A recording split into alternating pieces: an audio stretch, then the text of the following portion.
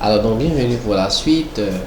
Nous avons déjà créé l'entête de notre facture qui est constituée des éléments non seulement du client, l'enregistrement du client à l'intérieur de notre base de données, mais aussi nos coordonnées également, voilà nos informations. Alors donc nous avons également mis la mention facture. Donc il nous reste une petite partie, encore sinon une petite transition entre l'entête et certains éléments. Donc nous allons faire encore un petit tableau, voilà, un petit tableau. Donc pour faire le tableau, c'est pas vraiment un tableau, je vais juste bordurer, mettre les bordures, les contours des cellules. Donc je sélectionne deux lignes, alors jusqu'au bout. Je viens ici au niveau de bordure, je vais cliquer toutes les bordures et j'aurai quelque chose comme ça. Alors donc ici je vais procéder par fusion des cellules. Donc j'ai juste besoin de 4 éléments. Je vais venir ici, je sélectionne des lignes et je les fusionne. Ici je peux fusionner, voilà, je sélectionne et je fusionne. Alors donc ces éléments je peux les tirer, voilà, et ici je peux également tirer 2 3 4. Donc je vais également aussi fusionner ici. Je fusionne comme ça. Alors donc ici je peux diminuer ça, je peux augmenter.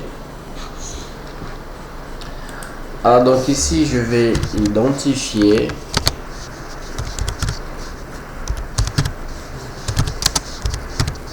le vendeur. Donc je vais identifier le vendeur.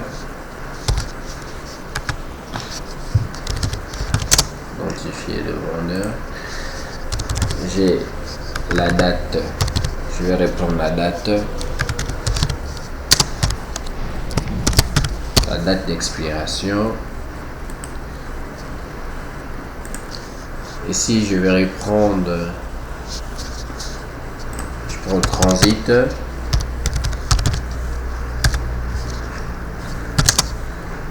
voilà, donc le lieu, la transaction, quelle la transaction a eu lieu. Mais ici je mets les modalités, donc modalités de règlement, les modalités de règlement. Ah, donc ici le vendeur a été identifié comme étant Marie, voilà. Date d'expiration, on peut reprendre, c'est le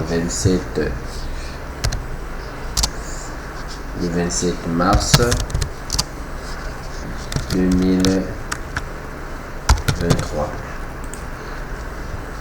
La transaction, on peut mettre Libreville. Donc je vais mettre ici au comptant. Donc au comptant c'est quand on paye cash. Donc quand on paye en même temps qu'on est livré, c'est-à-dire voilà, il y a même plus d'autres explications. C'est-à-dire c'est une fois qu'on a la marchandise, on nous le met également, on règle en même temps, on règle la totalité. Alors donc voilà. Alors donc au niveau des entêtes, on peut s'arrêter là au niveau des entêtes. Voilà, ce qui concerne les entêtes, là ici il y a toutes les informations qu'il nous faut, il y a des informations déjà des règlements, et là on va partir on va maintenant travailler sur la partie traitement de la facture. Donc généralement cela se fait avec les tableaux. Donc je vais sauter une ligne ici, voilà, je vais venir à la ligne suivante ou la ligne d'après, je sélectionne comme ça jusqu'au bout et je vais descendre. Alors donc je descends, ce qui me donne une possibilité, une bonne marge, ce qui me donne assez d'espace pour pouvoir introduire lister les produits. Alors donc, je viens ici à bordure, ou sinon les contours, je viens à toutes les bordures. J'obtiens un autre tableau. Alors donc la désignation, généralement les désignations occupent assez d'espace, donc je vais sélectionner au moins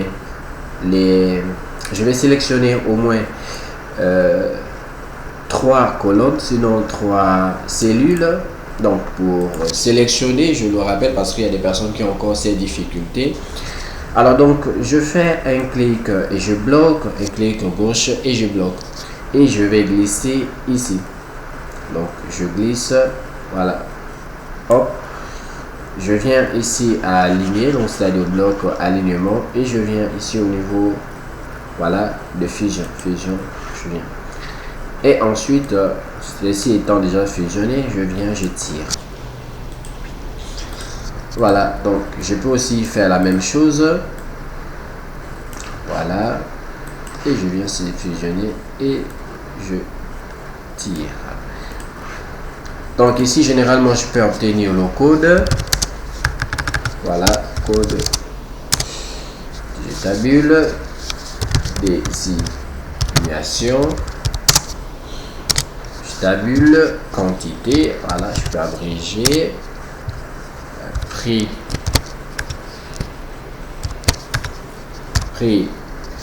unitaire.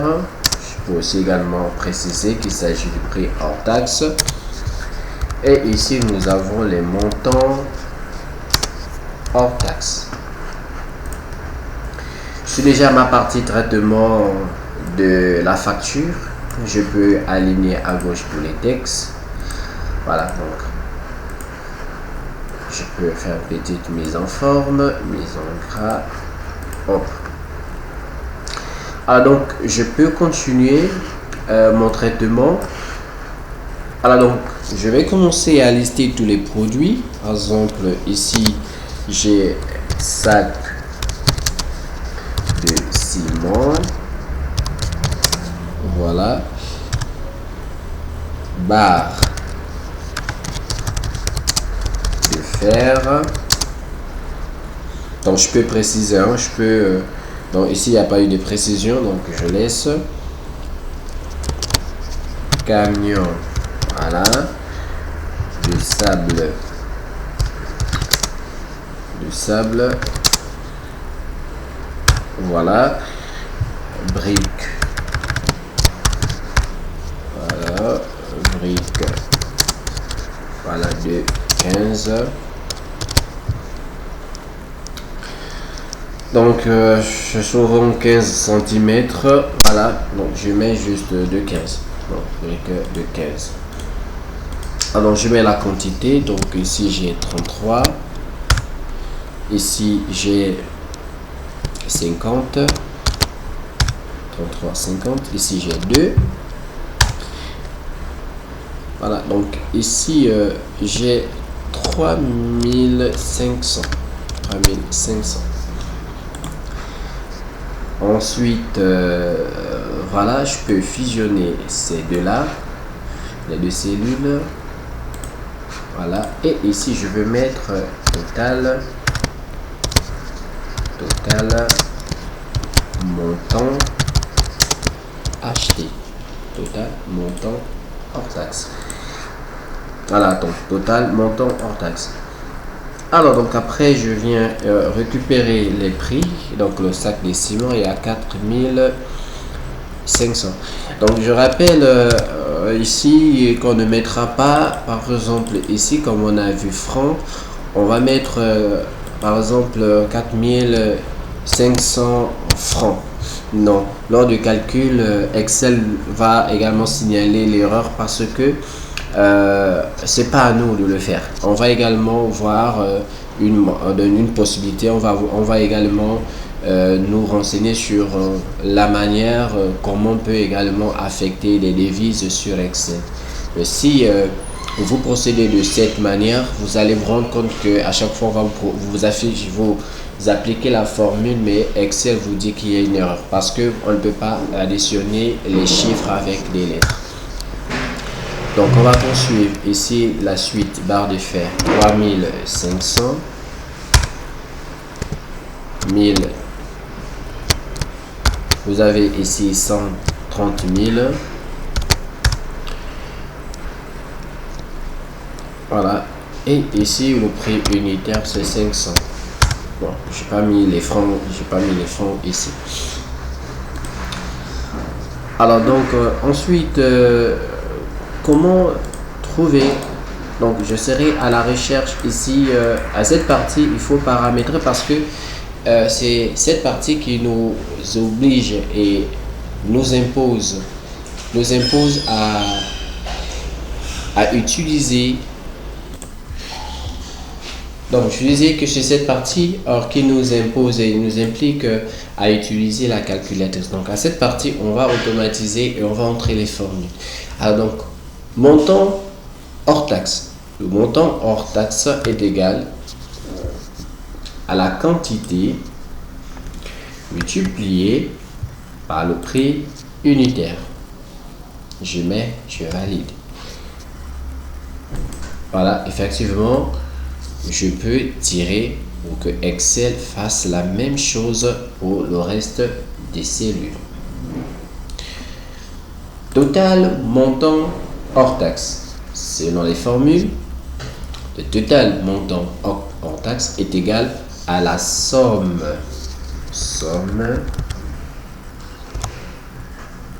des montants hors taxe. Donc la somme du montant hors taxe est égale à